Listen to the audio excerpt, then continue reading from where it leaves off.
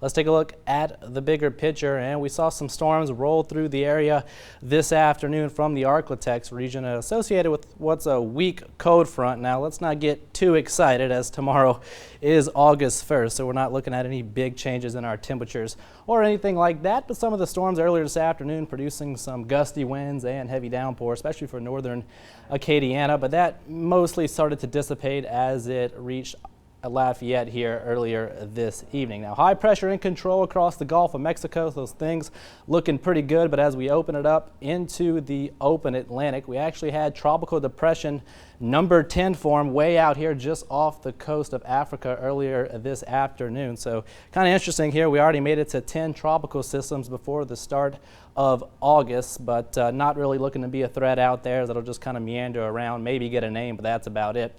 Another open wave out here in the central Atlantic, but it'll kind of meander around and continue out into the open Atlantic over the next several days, not really be a threat. And then closer to home, it's all about Hurricane Isaias here, bearing down on the Bahamas as a Category 1 hurricane. Still dealing with some wind shear and dry air out there, but nonetheless still a hurricane moving in, eventually going to impact the eastern seaboard here. So here's the latest 10 o'clock advisory. Winds at 80 miles per hour, those gusts to around 100, and again moving to the northwest at around 15 miles per hour here. Hurricane warnings in effect for the Bahamas and the eastern coast of Florida.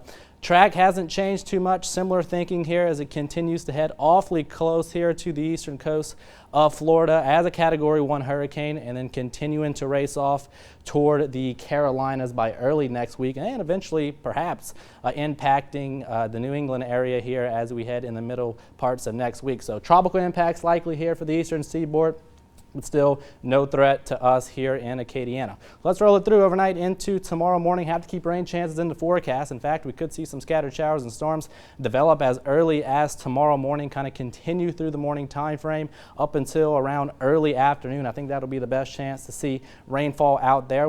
Rain chances will set around 40%, not necessarily dealing with a washout or anything like that, but I think the overall coverage is going to be a little bit better than what we saw the last couple of days. And then most of that looks to dissipate as we lose the heating of the day tomorrow evening. And as we head into Sunday, kind of a similar story, quieter start, and I think a little bit less coverage of storms on Sunday, more of a typical summertime pattern. Highs returning to the lower 90s with about a 30% chance for isolated activity. So here's that weekend forecast. Lows tonight dropping into the low to mid 70s, and then a few scattered showers and storms out there with our highs topping out in the mid to upper 80s for your Saturday. A little bit less coverage of storms on Sunday. High temperatures rebound back into the lower 90s. So low temperatures tonight in the low to mid 70s. Got to keep rain chances in the forecast for some storms that try to redevelop late tonight and into tomorrow morning. And for the day tomorrow, again, high temperatures in the mid to upper 80s with about a 40% chance for scattered activity. Some of that looking to get going as early as tomorrow morning and then continuing through the course of tomorrow afternoon.